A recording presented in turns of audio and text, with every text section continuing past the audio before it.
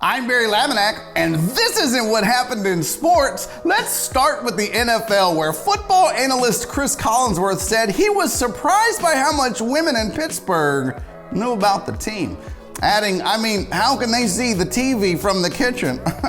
He then went through his predictions for the rest of the 1960 season. The Jets found a new way to lose by employing an all-out blitz with seconds left in the game, allowing the Raiders to score on a Hail Mary. There haven't been this many people sorry for a loss outside of a funeral. Jets coaches said they made the play after remembering they were trying to tank for the #1 draft pick. Bengals' QuintonSpain tried to follow the Dolphins into their locker room after a chippy game that included a fight on the field. Officials were worried about what could happen, but it turns out Spain was just trying to find a way to leave the Bengals. JJWatt sipped tea after a sack against the Indianapolis Colts on Saturday, and he later used that same tea to wash down the bitterness of losing to the Colts. Police arrested a man in Massachusetts for breaking into a mansion owned by Tom Brady. When the police arrived, they found the robber laying on the couch. I guess the poor guy just hung around for too long. The robber, too.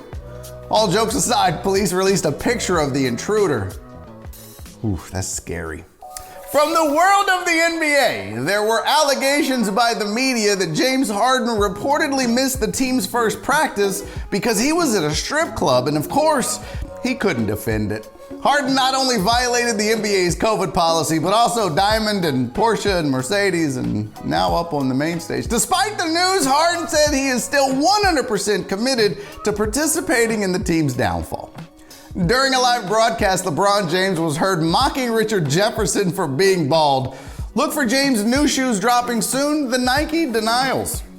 In other sports news, 50-0 Floyd Mayweather is going to fight 0-1 YouTuber Logan Paul in February in what will be the country's first televised murder. Logan's corner for the fight will be his trainer, his cut man, County Corner. Vegas predicts the overwhelming loser of the fight will be the viewers.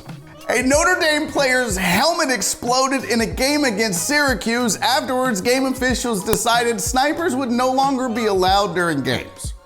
During their 55-17 loss to Alabama, LSU head coach EdOrgeron slammed his headset on the ground in anger. I guess he's used to being up 38 off the field. It was Orgeron's biggest home loss since his divorce. During their 45-10 loss to Clemson, Virginia Tech sprinklers just unexpectedly went off without warning. The team swears that never happens to them. BYU lost to Coastal Carolina after saying they played anyone, anywhere, anytime, which has now been updated to anytime. To be fair, they never said they'd win. And finally, a bartender on TikTok claimed that Clippers players rented a strip club and gave her $20,000 in tip. Wait, James Harden's a Clipper now? There hasn't been this much careless spending since last year. The party was supposed to last until 2 a.m., but all the players left at midnight because, early exits are their thing. I see Kawhi is now practicing blow-your-load management. I'm Barry Laminack. That's not what happened in sports.